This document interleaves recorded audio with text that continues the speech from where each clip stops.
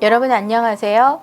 유난히 추운 겨울이 지나가고 웅크리고 있던 새싹들이 돋아나는 봄이 어느덧 우리의 발밑에까지 성큼 다가오고 있습니다. 코로나 팬데믹으로 인해서 그동안 우리가 누렸던 일상생활들이 아주 많이 무너졌지요.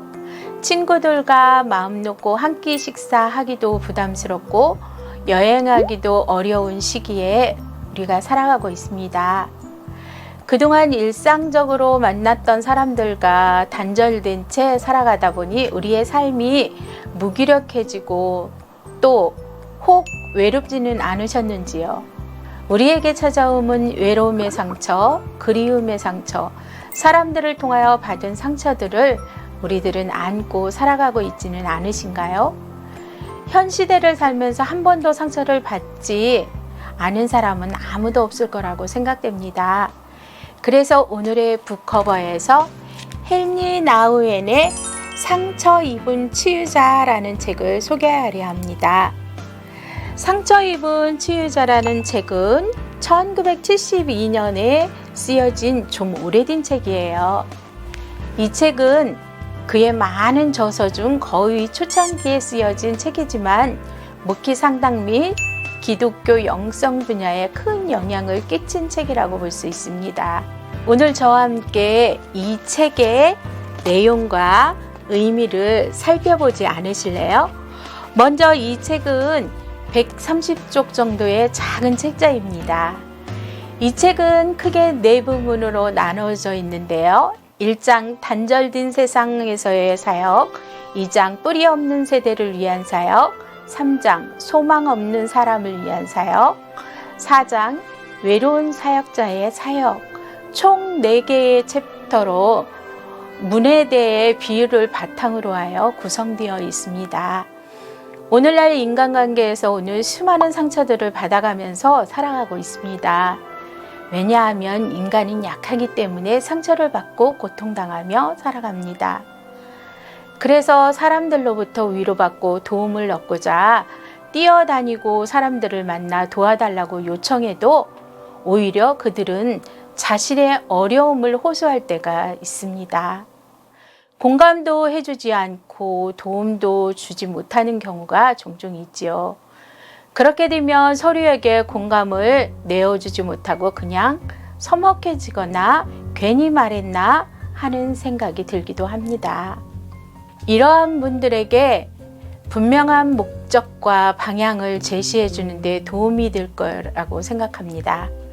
한 개의 챕터를 읽을 때마다 자신의 내면을 들여다보십시오.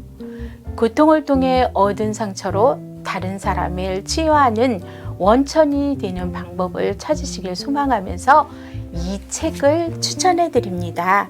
상처 입은 치유자 저자는 자신의 고통을 깊이 이해할 때 사역자는 자신의 약점을 강점으로 바꿀 수 있으며 자신들의 고통을 잘못 이해하여 어둠 속에서 길을 잃고 헤매는 사람들에게 사역자 자신의 경험을 치유의 원천으로 제공할 수 있다고 말하고 있습니다. 현대 사회에서 사역자라는 말은 어떤 의미를 지니고 있을까요? 헨리 나우엔은 사역자를 상처 입은 치유자로 정의하면서 상처받은 자신의 상대를 다른 이들에게 치유의 원천으로 삼자라고 의견을 제시하고 있습니다. 우리는 그리스도를 본받아 살아가야 된다고 말하기도 합니다. 그리스도를 본받는 것이 그리스도께서 사셨던 것처럼 사는 것이 아닙니다. 그리스도께서 자신의 삶을 진실하게 사셨던 것처럼 광석교회 성도님들도 그리스도처럼 진실한 삶을 살아가시길 바랍니다. 상처 입은 치유자 중에서 제가 감명받았던 내용을 읽어드리면서 오늘의 북커버 마치겠습니다.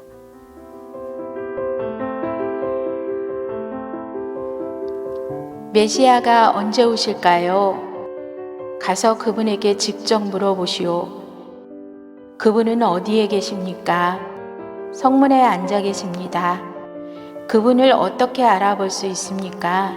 그분은 온몸이 상처투성이인 가난한 사람들 가운데 앉아 계십니다. 사람들은 자신의 상처를 한꺼번에 다 풀었다가 다시 한꺼번에 싸매지만 그분은 한 번에 한 군데씩 상처를 풀었다 다시 싸매집니다. 그러면서 그분은 아마 내가 필요하게 될 거야.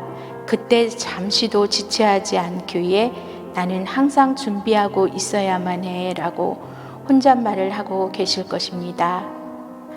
이 이야기에 따르면 메시아는 가난한 사람들 가운데 앉아 계시고 한 번에 하나씩 그분의 상처를 싸매며 자신이 필요하게 될 때를 기다리고 계신다라고 말씀하고 있습니다.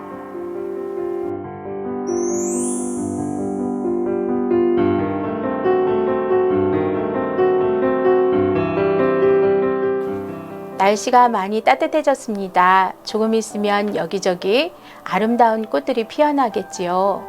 오늘도 다른 사람들에게 생명을 주는 사역자로 살아가시는 강석교회 성도님들, 그럼 오늘의 북커버로 다음에 다시 만나요. 안녕히 계세요.